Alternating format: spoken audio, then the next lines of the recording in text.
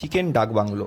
এর জন্য আমরা চিকেন নিয়েছি 1 কেজি মতো, তার সঙ্গে নিয়েছি টক দই, গোটা মশলা নিয়েছি জিরে, গোলমরিচ, ধনে, এলাচ আর লবঙ্গ, তার সঙ্গে কাঁচা লঙ্কা, আদা রসুন বাটা, ধনেপাতা আর পেঁয়াজ কুচি।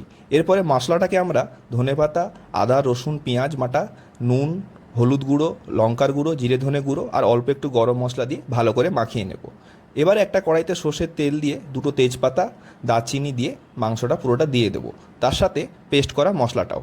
এবারে মাংসটা একদিকে হচ্ছে, অন্যদিকে আমরা জিরে ধনে শুকনো লঙ্কা এলাচ লবঙ্গ দারচিনি দিয়ে সেটাকে একটু গরম করে নিয়ে পিষে নেব।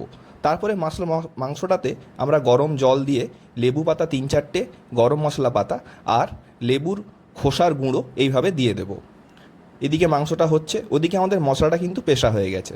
মাংসটা যখন ভালো করে ফুটে যাবে তখন মশলাটা আমরা দিয়ে দেবো, তারপর লেবুর রস দিয়ে নামিয়ে নেব। রান্না তৈরি। ধন্যবাদ।